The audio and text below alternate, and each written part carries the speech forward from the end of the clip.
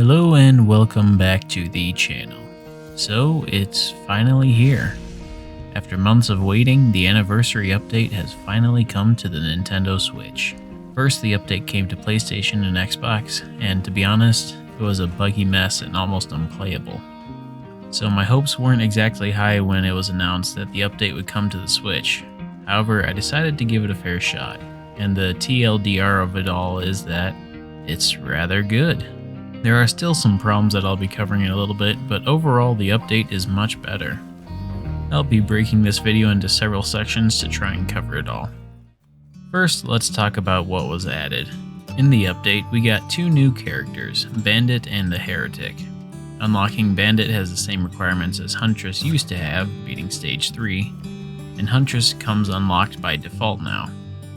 The Heretic is a secret character that you can unlock mid-run by collecting certain items, though she doesn't stay unlocked forever, unfortunately. They also added several new items to the game, many item descriptions, and character abilities. There's a lot to cover, so I might go over them in a later video. No longer is there just a straight run to Mithrix's arena, now you have to defend 4 pillars to open up jump pads to get to Mithrix. Though we won't have Softlock Island anymore, the item cauldrons and lunar buds are still into level. They also finally added the stage Sundered Grove. For some people, this is a disaster. For others, it's a happy day.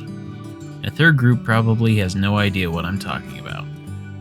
Sundered Grove is a stage 4 variant made to feel like an old, damp forest. Many players hate it for all the vertical movement you have to do to clear the level, while others, who usually play high mobility characters, like it for the feel it gives off. Overall, there was a lot added to the game. However, there tends to be some bugs that come with new content, plus any that were in the game to begin with, so the next section will look at just that, bugs and glitches. Overall, this update is pretty solid bug-wise. A lot of the bugs from the previous update have been patched, including Captain's shotgun spreading too wide, Captain's taser not working all of the time, Corpse Blossom doing nothing, Captain's healing pylons not showing the healing zone, characters losing their arms and legs when they die, Aegis not giving you barrier with bustling fungus, and others.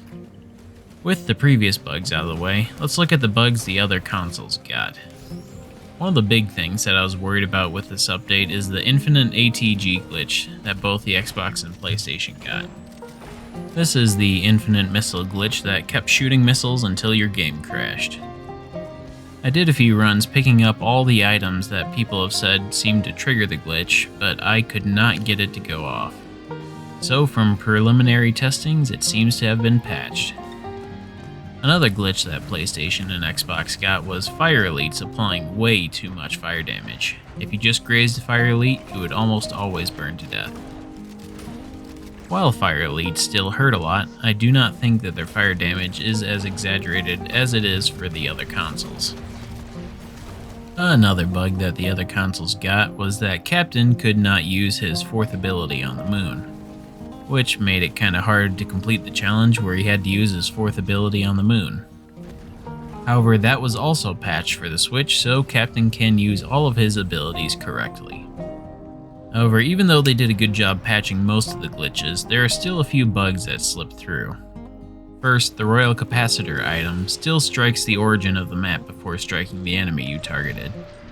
Secondly, there's a new elite enemy that was supposed to have been added in the final stage called Perfected Elites.